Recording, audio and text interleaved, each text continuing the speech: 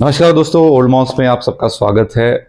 Israel Palestine से related कुछ बातें आपसे करनी थी। आज एक वॉर सिचुएशन में हम सब लोग हैं, इजंट इट? ऐसा लगता है कि कभी भी कुछ भी हो सकता है।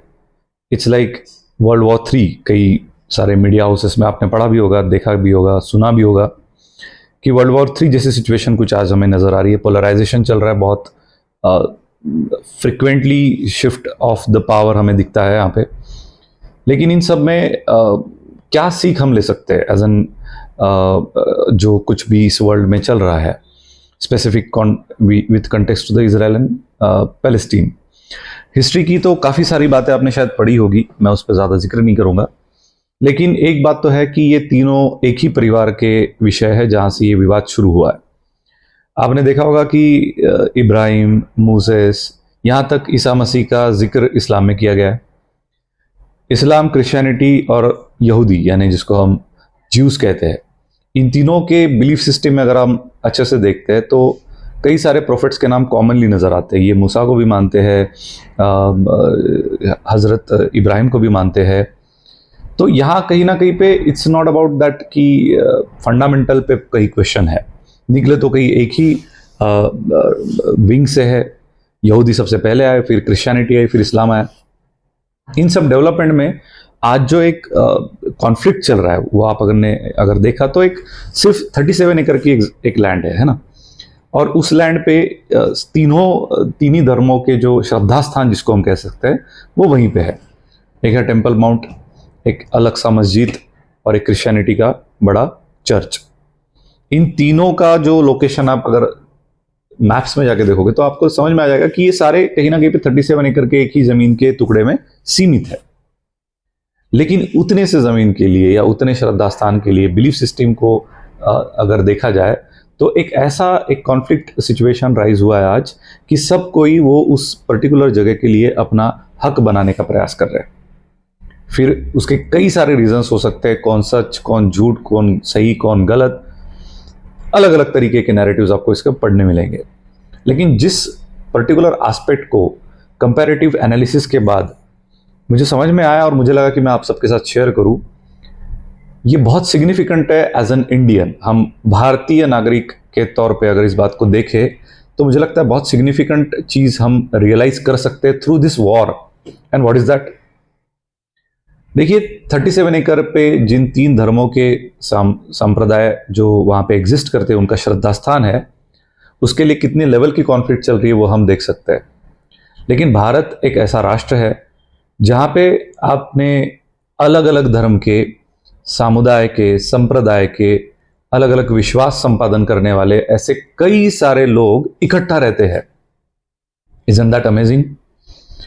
हमारे ही देश में भगवान गौतम बुद्ध हुए, हमारे ही देश में भगवान महावीर हुए जिन्होंने बुद्धिज्म एंड आगे जैनिज्म की स्थापना करी। और वो लोग जिन्होंने वैदिक धर्म से जिनको प्रॉब्लम्स हुए थे, जिनको एक गलत ट्रीटमेंट हुई थी, मिली थी, ऐसे सारे लोग इनके अनुयायी बने। आगे इनके अनुयायी से और इनका कारवा बढ़ता गया। लेकिन ये सारे लोग मिलजुल के भारत में बहुत शांति से आज भी रहते हैं। There isn't any conflict of interest in any way. आपने देखा होगा कि हमारे देश में पारसीज, ज़ोरोस्ट्रियंस जो ईरान से आए, उनको भी हमने एक्सेप्ट किया, उनको भी हमने शांति से यहाँ पे रहने दिया। जो इस्लाम आए थे उस वक्त, वो जो भी नॉर्थ वेस्ट फ्रंटियर से हमारे देश में आए थे, आज उन्होंने भारत को अपना देश बना लिया।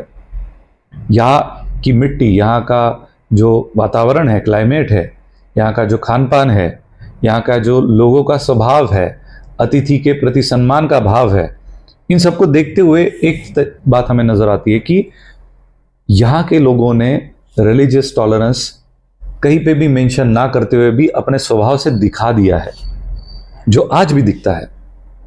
भारत के लोग सहिष्णु कब से है ये बताने की फिर से जरूरत नहीं पड़ती।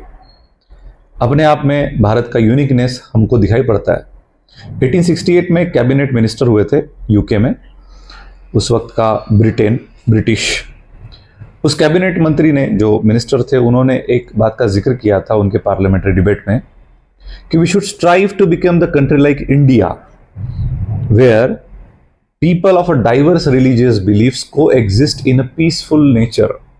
शांति से अलग अलग विषय में अलग अलग धर्मों की धारणा रखने वाले लोग एक साथ शांति से रह सकते हैं, ऐसा देश ब्रिटेन ने बनना चाहिए।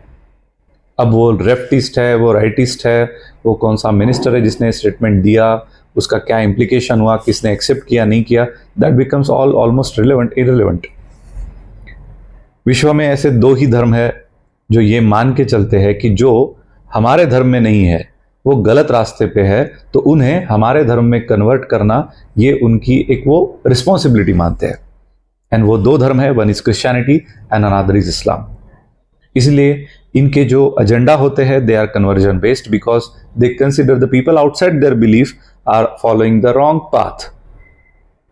बट जहां पे हम भारत की बात कर रहे हैं, उसके संविधान में, उसके कॉन्स्टिट्यूशन में एक बहुत सही चीज लिखी है, आपने कभी पढ़ा भी होगा, आर्टिकल 25 to 28 में जो रिलीजियस राइट्स के बारे में कंप्लीट डिटेल में मेंशन किए हमारे राइट्स है, उसमें कन्वर्जन जो है वो forceful conversion is not allowed.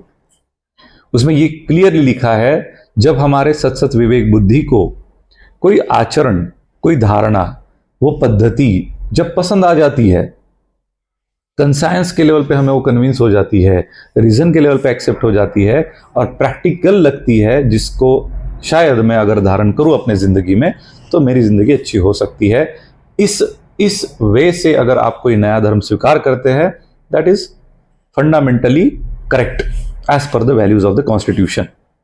अब ये इतना क्लियर कट जब लिखा है हमारे देश के संविधान में, तो आप समझ सकते हो कि यहाँ पे कन्वर्जन का या कन्वर्जन को देखने का तरीका किस तरीके से है। इसीलिए डॉक्टर बाबा साहेब आम्बेडकर जी ने जिस प्रकार से धर्म, बौद्ध धर्म में उन्होंने अपना कन्वर्जन कर लिया, एक्सेप्ट किया बौद्ध धर्म, वो उसके एंटायर स्टडी के बाद किया है। उनके सत विवेक बुद्धि को ये विचार परिवर्तन करने के लिए बहुत महत्वपूर्ण लगे। आज के भारत के समय में उनको बौद्ध धर्म के वैल्यूज को अपहोल्ड करना बहुत महत्वपूर्ण लगा। अष्टांग मार्ग जो बौद्धिज्म में दिए है, उसको फॉलो करके हम ज्ञान की जो परंपरा है उसको कायम सीमित ना रखते हुए बढ़ा सकते हैं, ये उनको लगा।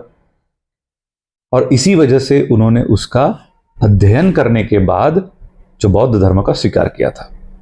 ऐसा कहते हैं कि डॉक्टर बाबा साहब आम्बेडकर ने सबसे पहली बार जब धर्म परिवर्तन की भाषा करी थी, तो उन्होंने सबसे पहले इस्लाम धर्म का अभ्यास किया था।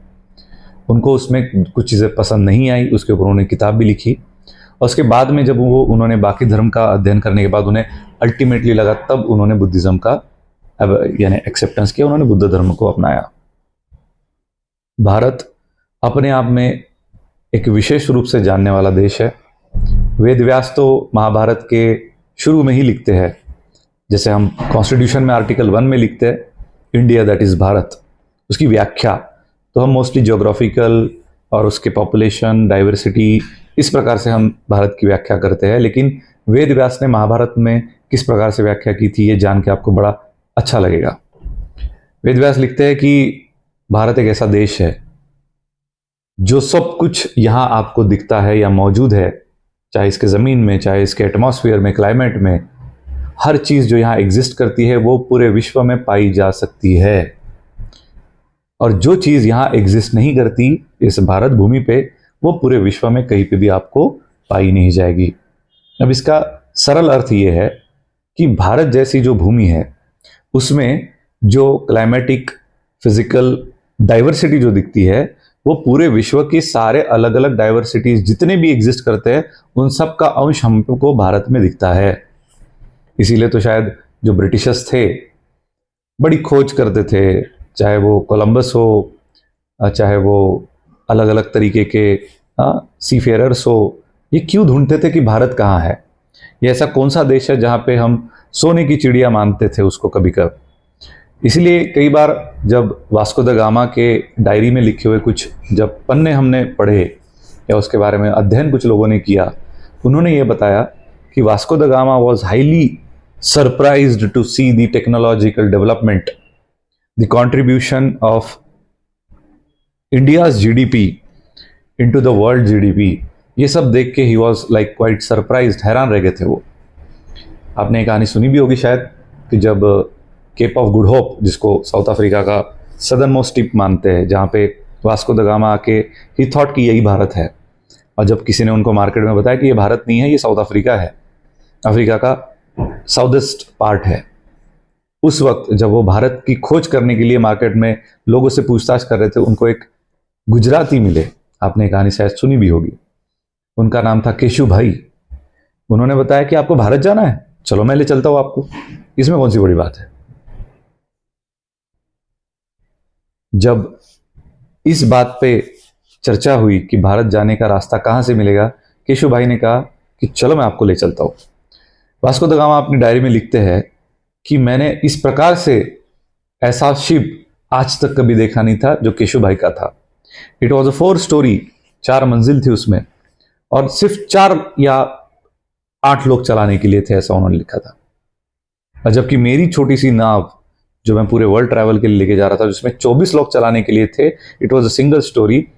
उस पे से ही पता चलता है कि the naval base of India that time when Vasco da Gama was venturing to find out India, वो किस प्रकार से था। केशु भाई को कोची में काम था, यानी केरला के कोस्ट पे उनको एक कुछ तो डिलीवरी थी, ट्रेड डिलीवरी थी, इसके लिए वो कोची गए, that's why he came there first, and then फिर धीरे धीरे he went to Gujarat, and then Vasco da Gama explored India.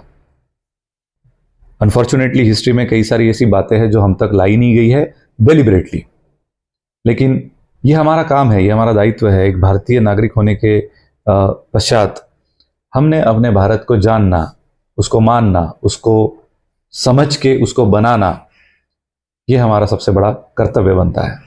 धन्यवाद।